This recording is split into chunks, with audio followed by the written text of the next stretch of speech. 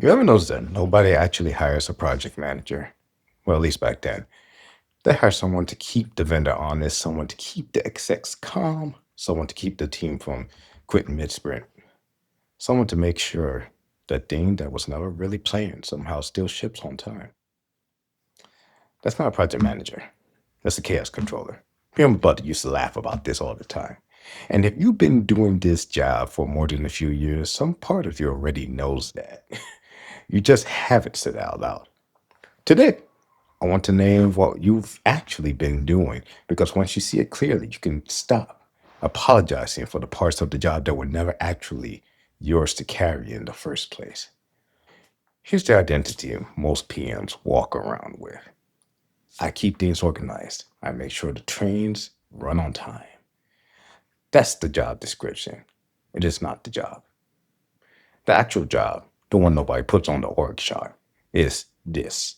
You are the person who absorbs organizational dysfunction so the business can keep moving without confronting itself. Think about it. Unclear priorities between two VPs who won't get in the room together. You'll coordinate a team that's understaffed because nobody wants to have the headcount conversation. You'll make it work. A vendor contract that legal never actually finished reviewing. You'll manage around it. None of that is project management. That's damage control with a Gantt chart taped in front of it. And here's the part that stings just a little bit. The better you are at it, the more invisible the dysfunction becomes to the people above you, which means the less pressure there is on them to ever fix it. I've run multiple projects in the Army, especially in healthcare, IT, aerospace, banking, and financial services. Different logos, different acronyms, same exact pattern every single time. The organizations that are best at hiding dysfunctions are usually the ones with the most experienced PMs because we're good at our jobs, honestly. We make broken things look like they're running fine. That's not a compliment, that's warning. And what do I mean by that? Well, here's the framework. I call this the controller trap, and it has three parts. Part one, absorption means, well, to be more exact, absorption feels like competence. Early in your career, absorbing chaos gets you praised. You're resourceful. You're someone who gets it done. Nobody teaches you that absorption has a ceiling. And once you hit it, the exact same behavior that got you praised starts to get you blamed quickly. Part two, the org learns what you'll tolerate, not what you'll solve. Every time you quietly absorb a gap instead of naming it, you're teaching the organization something. You're teaching them this is normal. You're teaching them a PM can handle or get handed an unfunded, unsponsored, undefined mess and still make it land.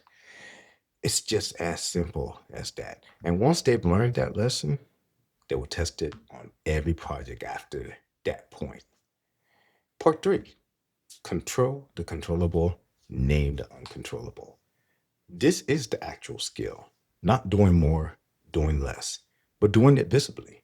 You control your plan, your risk log, your communication cadence, your escalation discipline. You do not control the sponsor's engagement, the budget approval status, or whether the business ever defines what done means. For example, I had a project a few years back, aerospace side, where I was brought in mid-flight to stabilize a system integration that was already 6 weeks behind.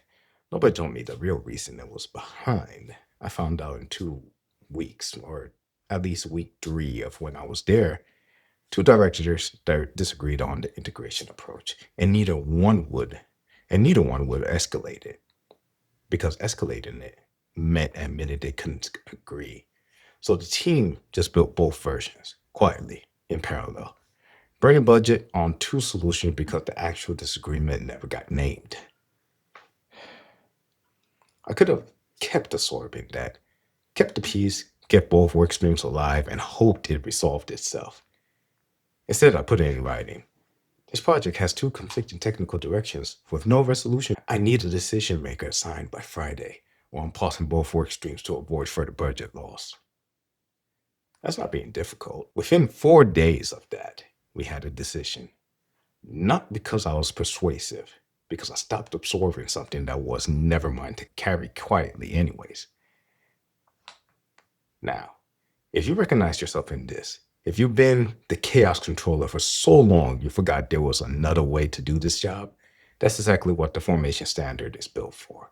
It's the same framework I use to name what's missing before a project ever gets to that point. Business case, charter, scope, governance, RAID, the whole readiness gate. Free link. It's in the description. Go get it. Now, here's what I want you to walk away with. You are not paid to make dysfunction invincible. You are paid to make reality visible, even when reality is inconvenient for the people above you. The chaos controller absorbs quietly and hope it holds together. The project manager, the real project manager, names what's broken, protects what's controllable, refuses to let silent absorption become the standard anyone holds them to. That's the whole difference. If this one hit home, subscribe. We're building a real standard here, not just a channel, a real standard. The next video, we're breaking down the 6 documents that have to exist before any project should be treated as execution ready. If you ever wondered exactly what properly formed looks like on paper, that one's for you. I'll see you there.